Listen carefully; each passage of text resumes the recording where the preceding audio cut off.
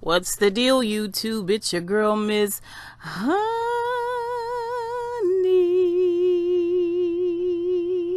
Welcome back, welcome back, welcome back, welcome back, you guys. It is the 11th day of the 12 days of Vlogmas. One more day, and we will have accomplished a great feat, you and I together, okay? 12 days of being together and chit-chatting and talking, and it has been sublime. Okay, so I wanted to come in here real quick, you guys, and talk about TAVIS SMILEY, because first things first, I want to apologize. Earlier on in the Vlogmas process, we were talking about TAVIS SMILEY, and I think it was Russell Simmons, and I can't remember what I said exactly. Probably something about not being surprised, or being surprised, wondering if it was a male or female. And I want to come in and apologize for that, because I don't think it necessarily matters. For one, and for two, I better than anyone should know that people make these dumb assumptions about single people, especially when they are over a certain age, that you know, if they're not married and they don't have children, that they must be either gay or, you know, even more ridiculous, unlovable. You know, they can't keep someone. They, you know, like something has to be wrong with them, why they haven't been chosen and they aren't in a relationship and that type of thing.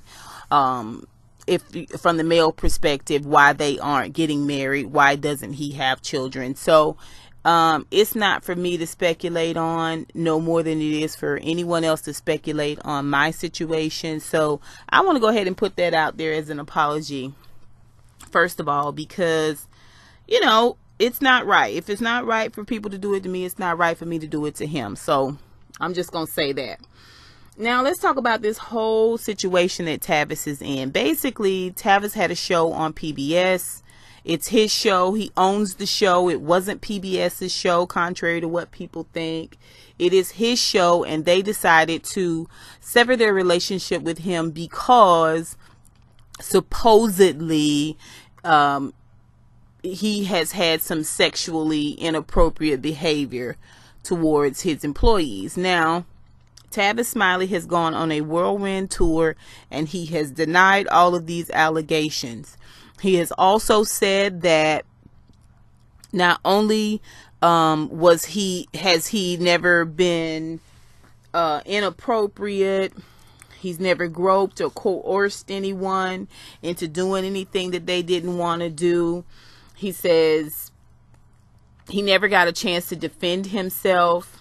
And after he and his lawyers had had a discussion with PBS, and PBS had decided to sever their relationship, he says some 12 minutes later, there was a full-fledged exclusive breaking article out in Variety magazine. And I, like him, question why that is. How is it that he didn't even know the relationship was being severed with PBS, but there's a whole exclusive article being written about it that is out some 12 minutes later.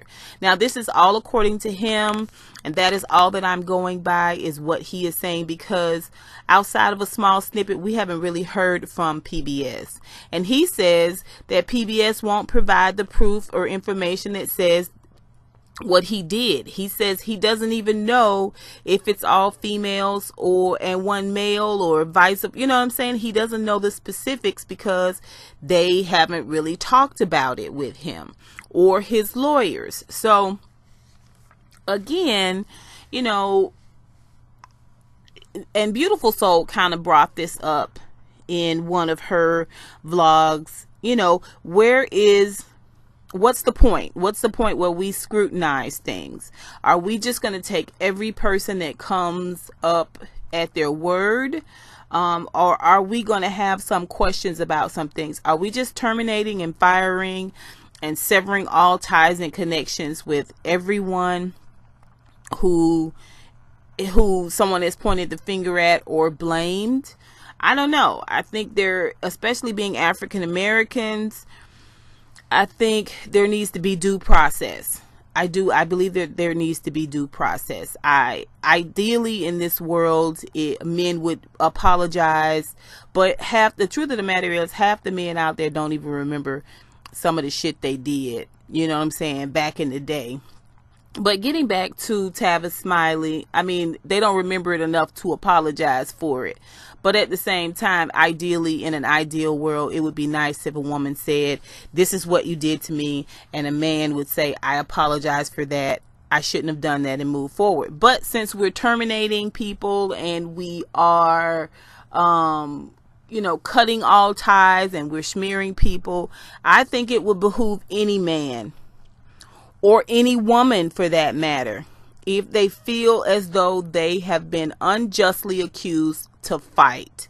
Don't just roll over so it will go away. So I commend Tavis Smiley for fighting this, you know, and I really hope that it is not true, that these things have not really happened. But until they have been proven, I'm going to try to do my best to look at things objectively when it comes to Tavis Smiley, because Tavis Smiley has written a armful of books. A lot of those books have been, he wrote a book on Martin Luther King, which was a really, really good book.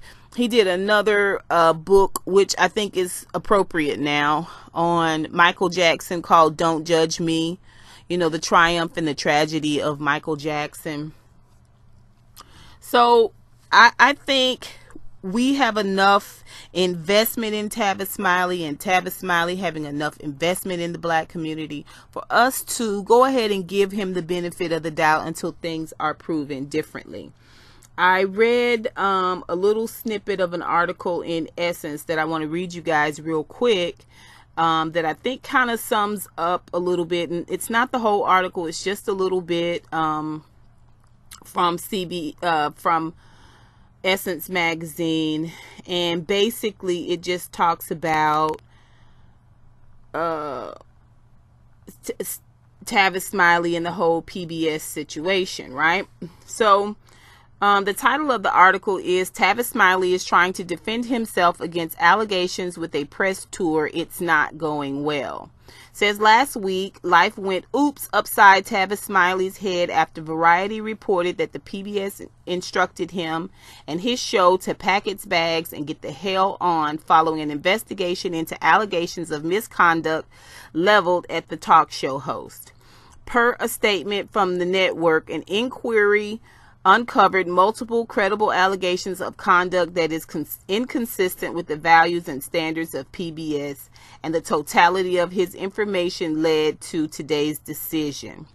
Yet Smiley is not taking this lying down. No, he's a survivor. He's not going to give up. He's not going to stop. He's going to work harder. Sadly, because based on the media rounds he's been making this week, he's not working smarter. Indeed, when I watched Smiley's attempt at damage control during an interview on Good Morning America, my reaction was immediate. Dude, do you hear you?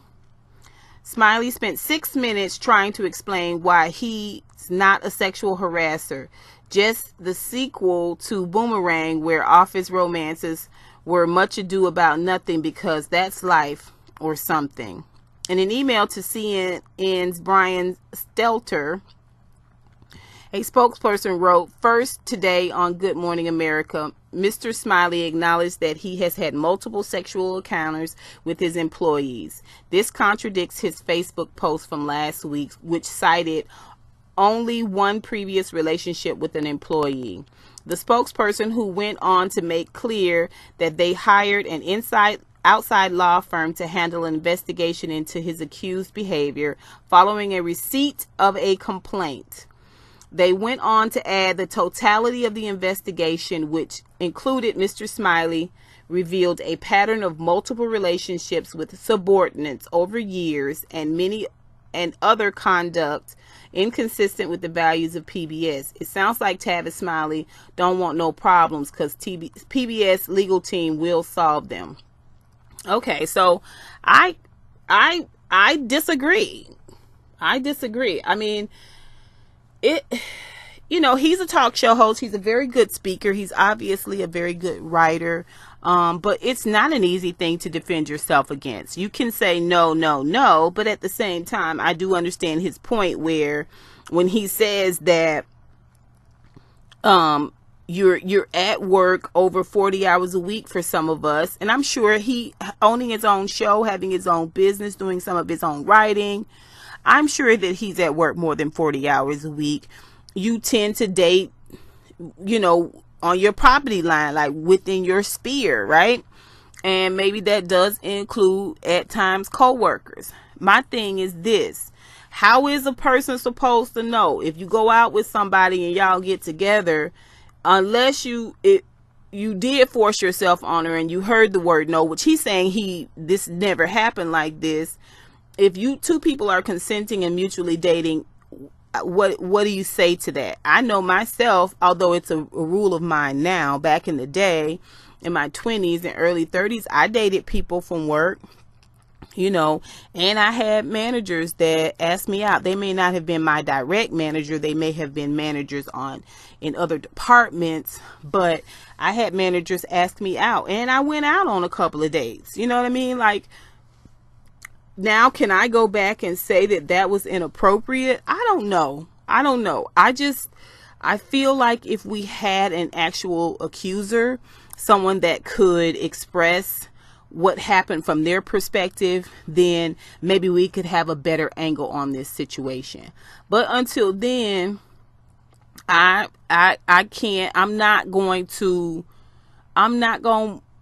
bad mouth Tavis Smiley, because he has worth in our community, and I think before we take that road, we need to make absolutely sure that these are some things that actually happen. Now, with the Russell Simmons situation, I believe Lena Horne's granddaughter. I believe it. I don't believe she has a reason to make those things up, but we don't have an actual live accuser for Tavis Smiley, so I'm not really sure why people are going ahead and co-signing on this. I think the Tavis Smiley accusation is pivotal to this whole Me Too movement, because as impactful as it has been for women to speak out and tell their truth, we knew it was only going to be a matter of time before there were some false allegations to arise. And I would not be surprised if that is not true of the Tavis Smiley situation. I'm not sure,